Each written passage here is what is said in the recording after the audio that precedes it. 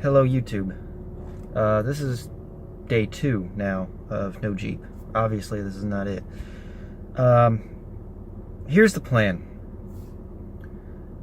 I'm already shopping online. It's been a rainy day. I haven't been able to get out and work on the truck. I've been shopping online and I picked out a new engine and I'm working on picking out a new head. I'm keeping both options available. The plan is I'm going to take apart that engine, just pull the head off and see what we're looking at. I pulled the spark plugs. Cylinder 3 is wet. That's where the coolant's dumping into, so that's the cylinder I have to see and assess the damage.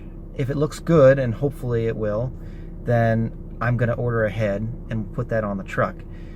If it doesn't look so great, we'll go with the engine. I don't know how we're going to do that in the snow, but I'll figure it out. So I'm just going to kind of take you along with me on this whole journey, and I'm not going to be able to do much today, but next time I get out there to work on it, I'll let you know. See you later. Okay, so I have a very limited amount of time to get this head off. I'm not going to take apart any more than I need to. This is not going to be a tutorial at all. This is going to be more like tips and tricks. You're going to want to take this airbox out. You got to there's a whole slew of bolts that bolt the intake onto the head there, and you're never going to be able to access them with that box in there. Catch you later. Alright, so you're going to save yourself a lot of headaches if you go ahead and pull that lower radiator hose right out of the water pump. That way all the coolant drains out of the block and most importantly out of the head, so when you go to take the head off you don't put coolant in your cylinders.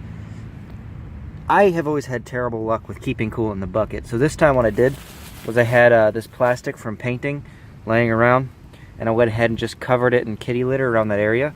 So what I'm going to do is when I put the bucket down, whatever doesn't make it into the bucket hopefully will just get soaked up by this kitty litter, and I don't have to do that huge driveway clean because we have pets. A few things to take note of. I brought this box out. I'm not going to be reusing the head bolts, but I'm going to put them here just to make sure that when I get the replacement ones, I put the correct ones in the correct place. The other thing is the valve cover bolts. They're going to go in here. I'm just going to mark it front and then put them in the appropriate way, so when I put those back on, I know where they go. To organize the bolts for everything else, they're going to go in these plastic baggies here, which I'll label with the tape. I'm also going to label the spark plug wires so I don't have to look up a diagram and figure out which ones go where for later. And these are still marked. These injector wires are still marked from last time. Just a few little tips to make life easier for you in the future. Method worked pretty well. Some spilled, but nothing on the driveway. I think a mental note, maybe a picture or something. Which of these wires goes where? I didn't even bother taping them up because I can just refer to this video if I need to.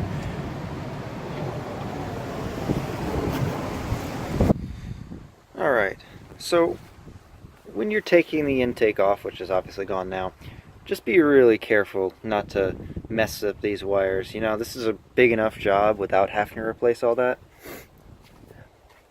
I'm going to take a look at this gasket here. Nothing super abnormal going on, so that's a good sign at least. That maybe this issue wasn't going on for very long unnoticed. But yeah, so I think I'm going to pull the plug wires and get the valve cover off, and I'll catch you after that. Alright, so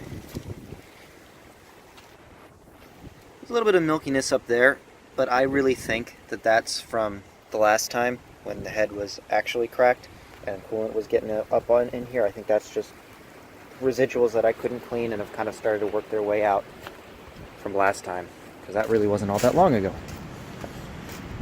So this got all taken apart. I mean, oil's getting everywhere it needs to go, so that's not a bad thing. I don't see any obvious signs of cracking just yet anywhere, but we'll see. Keep in mind when you're doing this job, I mean, this is a big job no matter what, but when you have a car that's in its 20s or more, these were made for a long time, you know, most bolts are probably not going to turn. Mine turn because I've done this job already, but a lot of these cars, the bolts aren't going to turn, so this might not necessarily be a weekend job to replace a head, okay? This could take longer. Just keep that in mind, because, you know, most of the time these cars, these bolts have never been turned at all.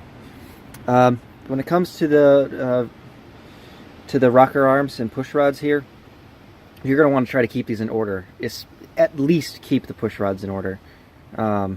These, you know, you can kind of get them back where they need to be, but for all intents and purposes, I'm going to keep everything in order and just lay them out on a big sheet of cardboard. So that's what's next. I'll probably just catch you when I actually get the head off. Alright, so we're getting ready to pull the head in a minute here. Something I noticed, now you ignore it with this one because that's just Loctite, but these two have this funky funk going on, and you can see it. It's these two, clearly you can see it's these two bolts. And see, that one's the Loctite, like I said, but these two, none of these are supposed to have Loctite, and I put them in there so I know they don't have Loctite. I gotta figure out what's going on with that. That could be a sign of an issue. I'm not sure yet. Almost forgot. That bolt in the back hits the firewall before you can take it out. So what you have to do is tape it up so it's out of the block, so when you pull the head, you know, it doesn't stop you. Just don't forget that, and then don't forget to install it when you put the new head on, if that's what you're doing.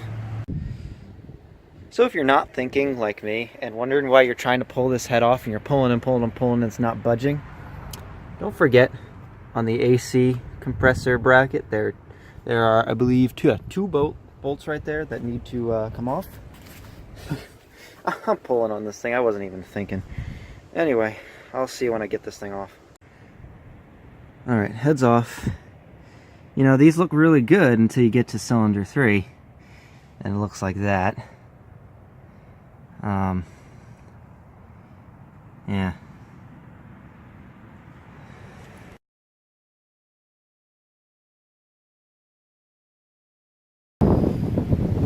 Alright, so don't worry about that. That's just Loctite. I'm going to get that out later.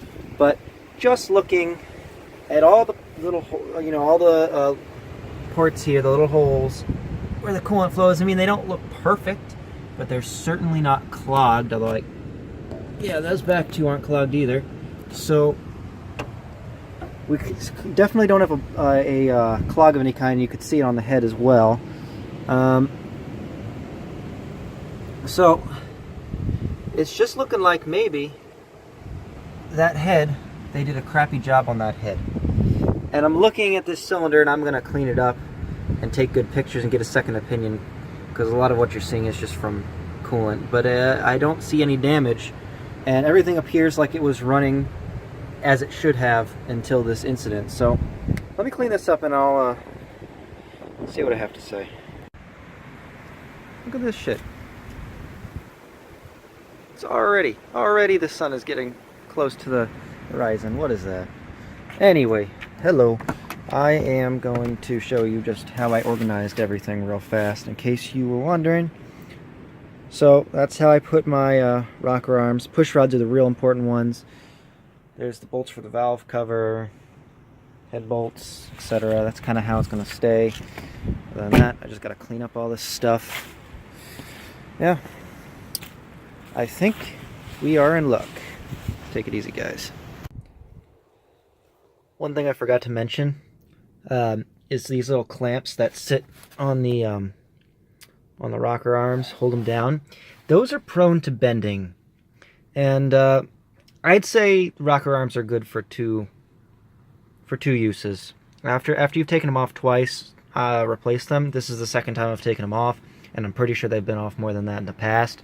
So it's like 125, 150 bucks, something like that, for push rod and rocker arm set.